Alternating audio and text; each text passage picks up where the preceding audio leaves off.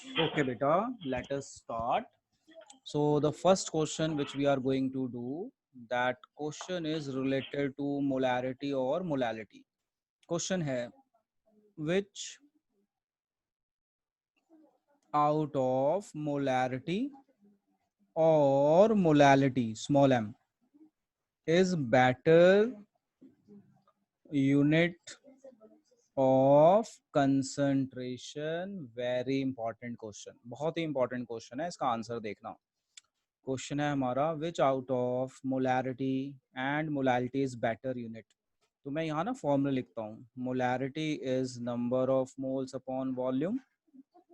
Molality is number of moles upon weight of solvent in KG होता है. ये volume litre में होना चाहिए. Weight of solvent, A stands for solvent, ये केजी में होना चाहिए. कैपिटल एम क्या होता है? Molarity. And what is small m? Small m is molality. अब क्वेश्चन है कि इसमें बेटर कौन सा है. तो मेरी एक चीज हमेशा याद रखना, बेटर यूनिट वो होती है जो चेंज ना हो. फिर से सुनो मैंने क्या बोला. Better unit is that which does not change. ठीक है, जो चेंज ना हो. अब देखो यहाँ पे मैं एक कंडीशन देता हूँ. इफ वी इंक्रीज टेम्परेचर, अगर हम टेम्परेचर इंक्रीज कर दें तो वॉल्यूम ना बढ़ जाता है, बट वेट पे कोई फर्क नहीं पड़ता. If we increase temperature, volume of solution increases. So कौन बेस्ट हुआ? अगर वॉल्यूम बढ़ गया तो आंसर में फर्क आ जाएगा ना, यहाँ पे कोई भी फर्क नहीं पड़ा. यस,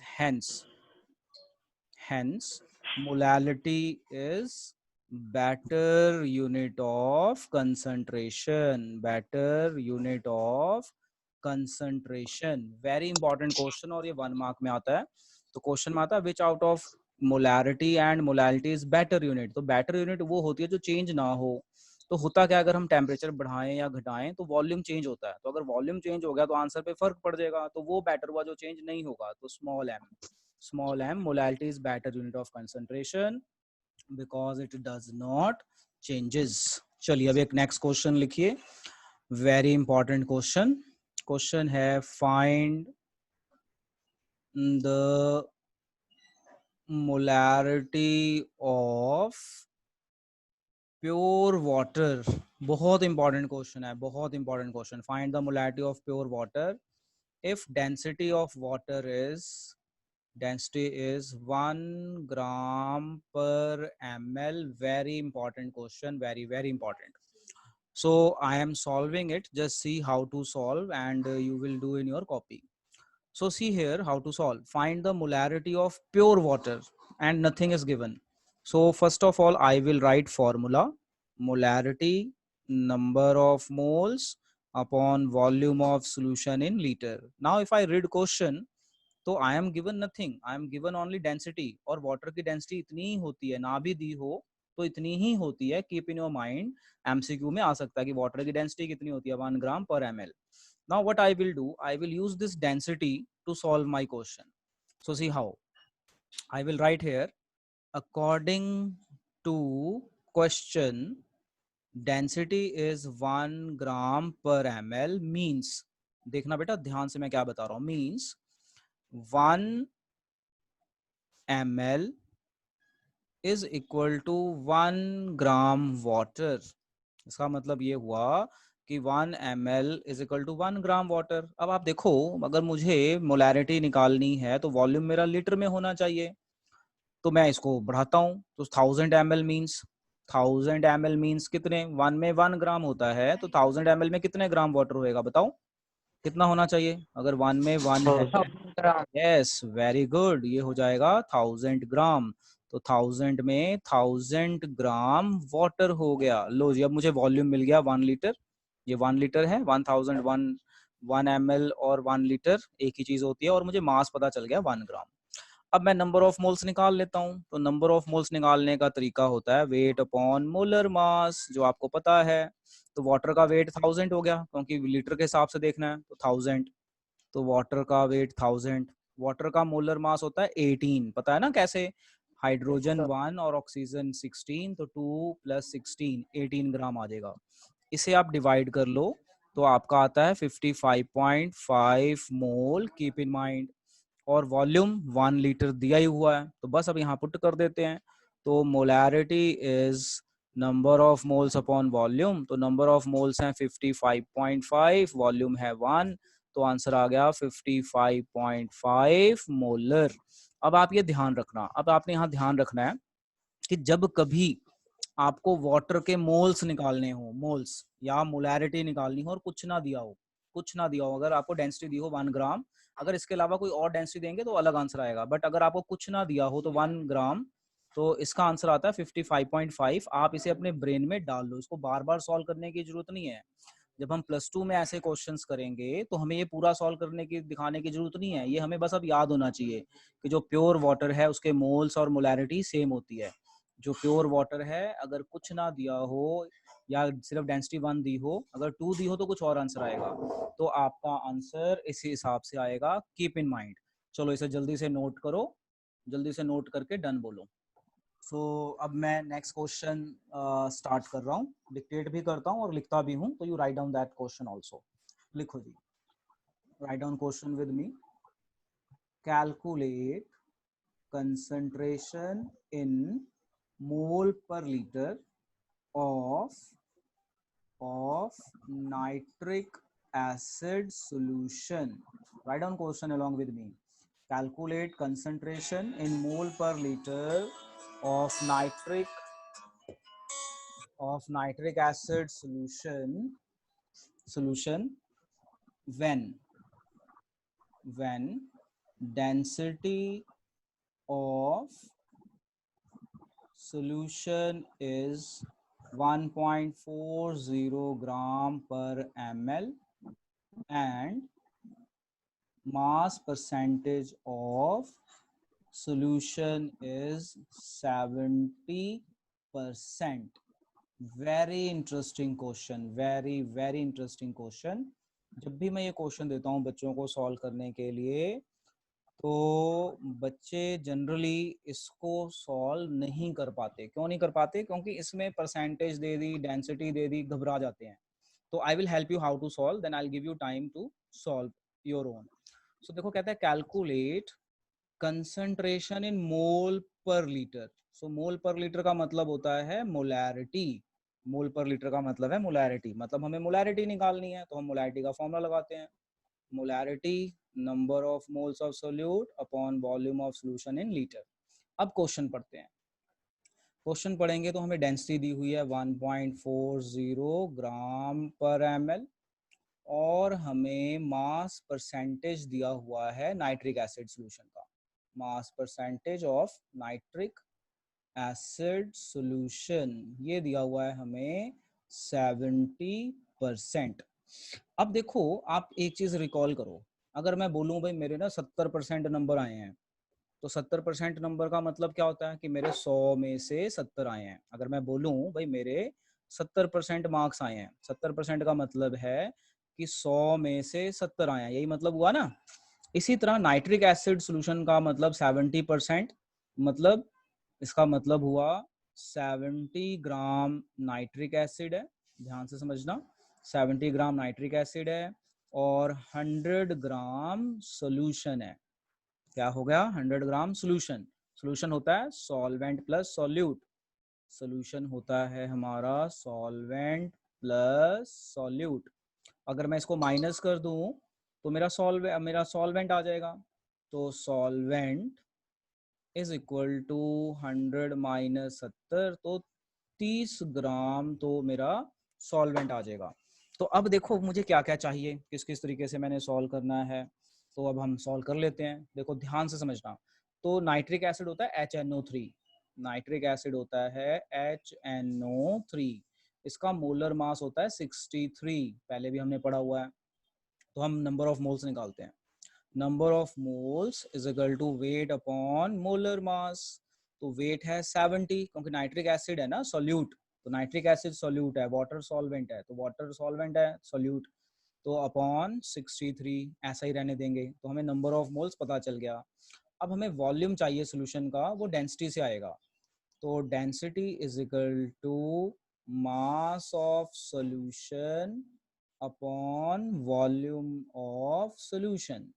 तो volume is equal to mass of solution upon density. तो मास ऑफ सोल्यूशन होएगा 100, ध्यान रखना डेंसिटी सोल्यूशन की होती है, यहाँ 70 नहीं लेना, यहाँ पे बच्चे 70 ले लेते हैं।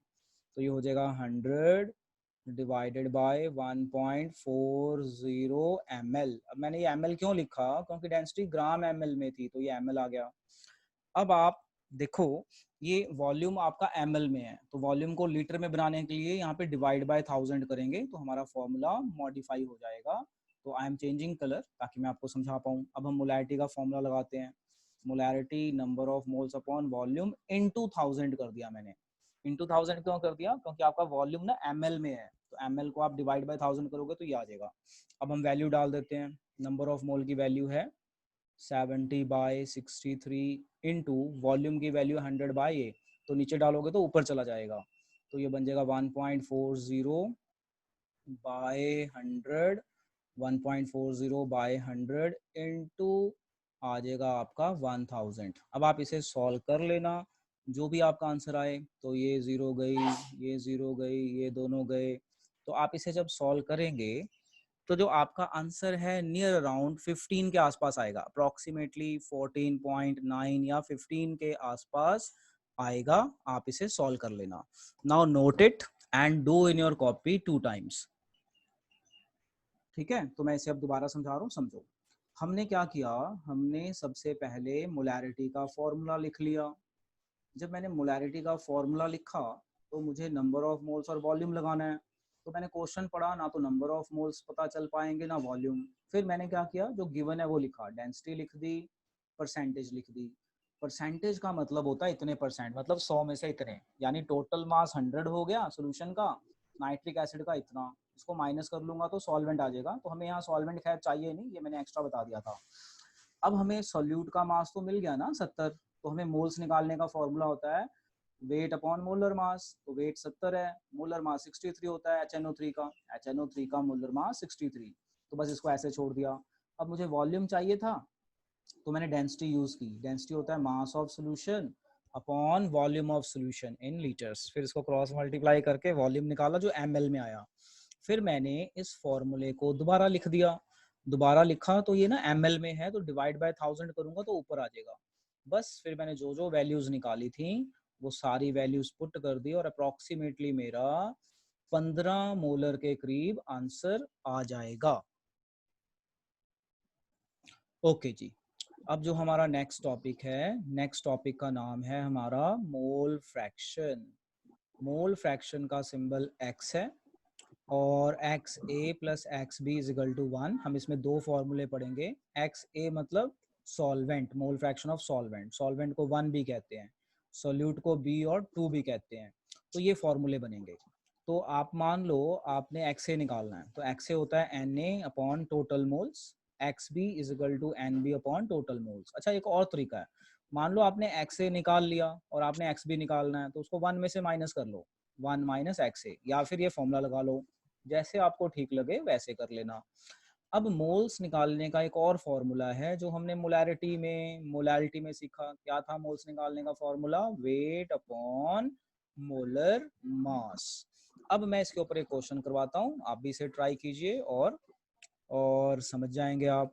लो जी देखो, 20 ग्राम NaOH is dissolved in 100 gram water. देखो बहुत ही इंटरेस्टिंग क्वेश्चन है। 20 ग्राम NaOH is dissolved in 100 gram water, find mole fraction of solute and solvent। Very interesting question, very very interesting.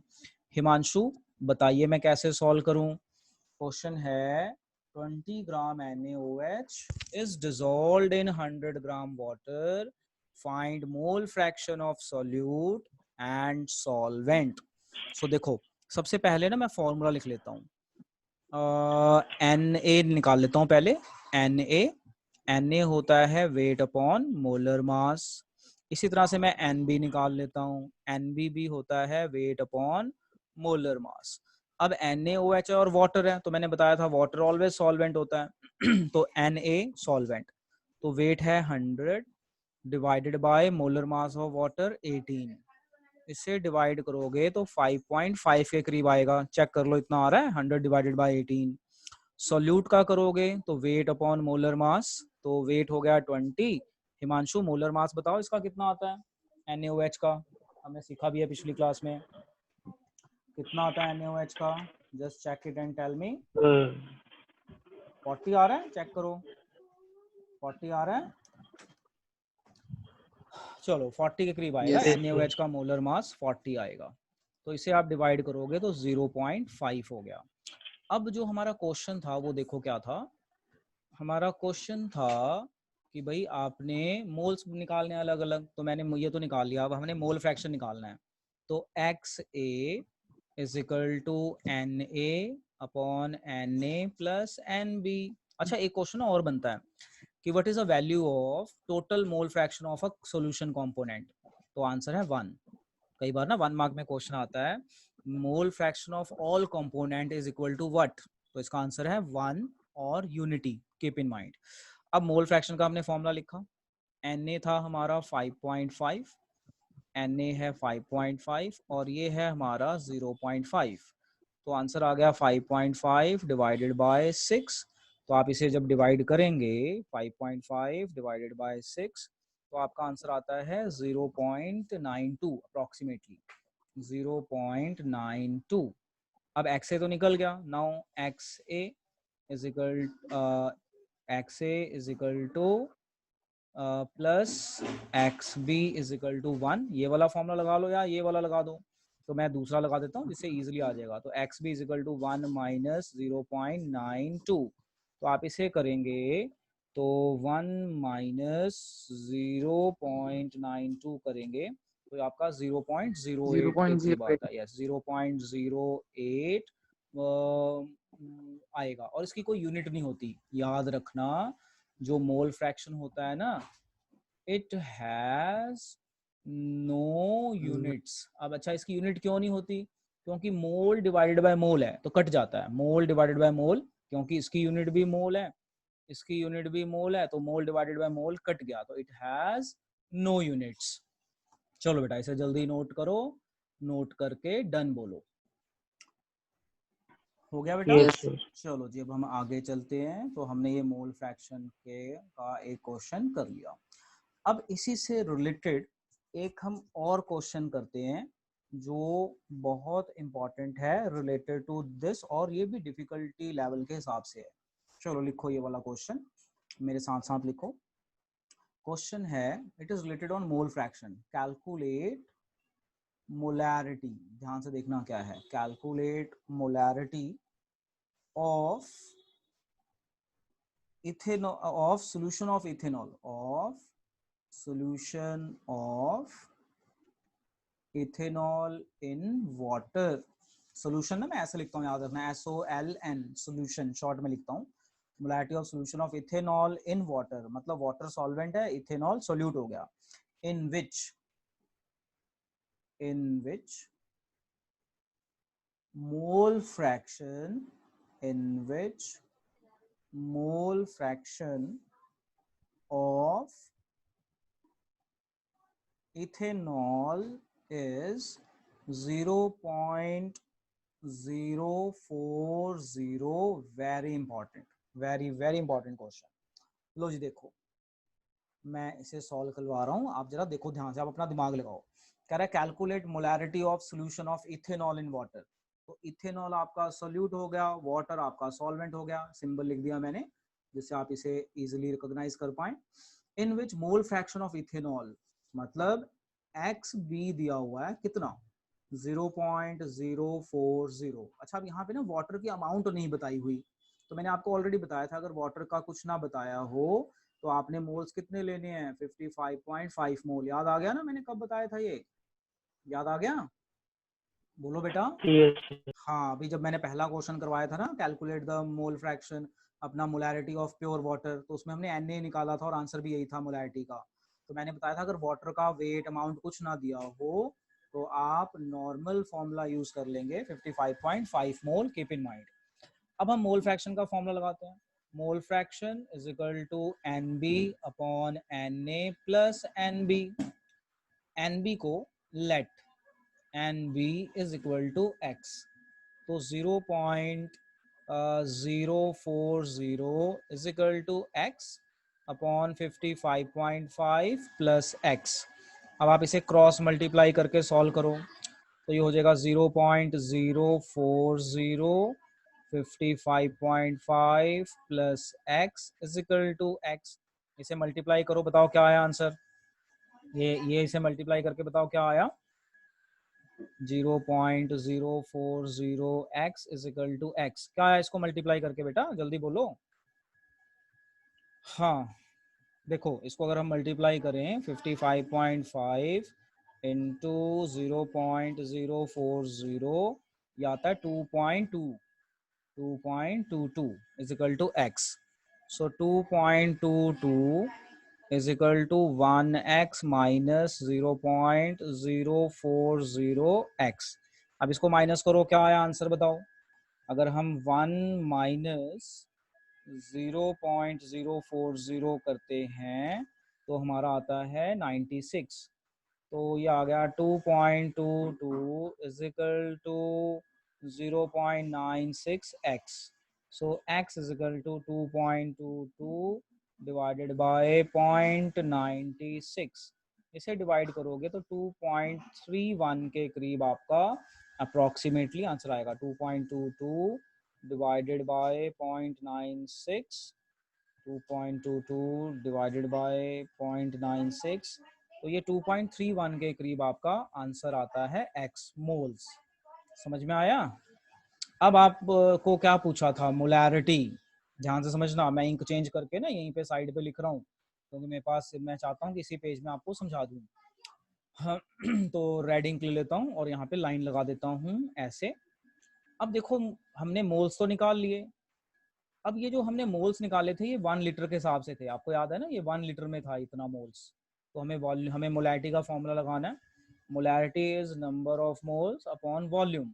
तो नंबर ऑफ मोल्स हमारे पास जो हमने ऑलरेडी निकाले थे solvent के 1 लीटर के हिसाब से निकाले थे, और सोल्यूट का आ गया तो 2.31 अपॉन 1 आ जाएगा। तो हमारी मोलैरिटी आ गई 2.31 molar. So this is your answer, keep in your mind and do practice. Okay जी, now let us do one more question related to this. तो बेटा आप लोग साथ साथ में लिखना और करने की कोशिश करना along with me. क्वेश्चन है, if density of methanol is 0.793 kg per liter, find the volume needed for making 2.5 liters of its 0.25 molar solution। अब आपको याद होगा मैंने आपको ना मोलैरिटी इक्वेशन कराई थी, m1v1 is equal to m2v2, और मैंने बताया था ये कब लगाना, जब कहीं क्वेश्चन में 2 बार वॉल्यूम आ जाए या 2 बार मोलैरिटी वर्ड आ जाए तो वहां पे ये फॉर्मूला लगाना। तो अब ये टाइम आ गया इस क्वेश्चन को यूज करने का। सो देखो अब इसे हम कैसे सॉल्व करेंगे, just try to understand. Time limit है हमारे पास इसलिए मैं खुद सॉल्व कर रहा हूँ, नहीं तो आपको टाइम देता। देखो, इफ डेंसिटी ऑफ मिथेनॉल, तो मिथेनॉल होता है CH3OH। इसका मोलर मास निकाल के बताओ मुझे कितना आ रहा है, जरा निकालो। और आपको डेंसिटी दी हुई है 0.793 kg पर लीटर। इसका मतलब है 793 ग्राम इंटू 1/1 लीटर। देखो यही मतलब हुआ ना, kg पर लीटर, kg को ग्राम में चेंज कर दो तो ये हो गया। यानी ये बन जाएगा, ये आपकी डेंसिटी आपको दी हुई है, मैं इसे मार्क कर देता हूँ ताकि आपको समझ में आए मैंने किया क्या है, मैंने केजी को ग्राम में चेंज कर दिया। अब आपके पास ये दो चीजें दी हुई हैं, तो इसे मान लो V1 और इसे मान लो M1, ठीक है, इसे मान लो V1, इसे मान लो, ये क्योंकि कॉन्टिन्यूस में है ना तो इस तरह से मान सकते हो। अगर आपने V2 मानना है तो M2 हो जाएगा, दूसरी साइड आपकी M1 V1 हो जाएगी, तो वो आपके ऊपर है कैसे करना है।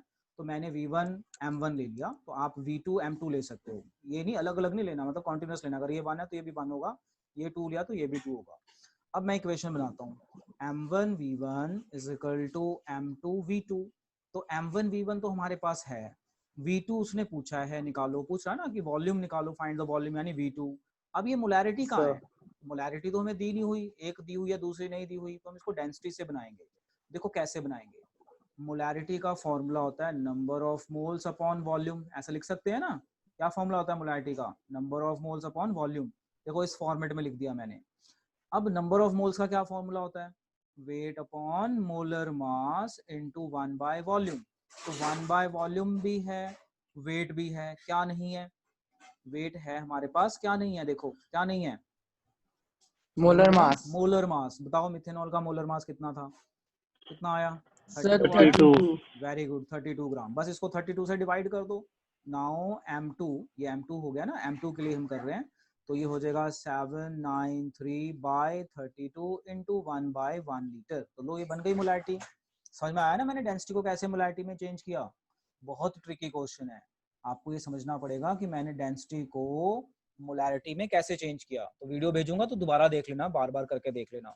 तो ये इस तरह से किया। अब मैं यहाँ पे वैल्यूज डाल देता हूँ, तो 0.25 इंटू V1 था आपका 2.5, M2 हमने निकाल लिया 793 बाय 32, और वॉल्यूम हमें निकालना है क्योंकि ये तो 1 है ना, तो 1 से ही हो गया। ये V2 हमें निकालना है, क्रॉस मल्टीप्लाई कर लो। V2 is equal to 0.25 into 2.5 into 32 divided by, क्या आएगा, डिवाइडेड बाय 793।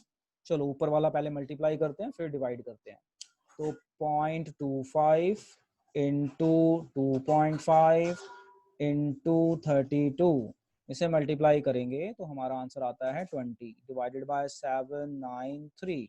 तो 20 डिवाइडेड बाय 793, ये आता है अप्रॉक्सीमेटली 0.025, 0.025 लीटर।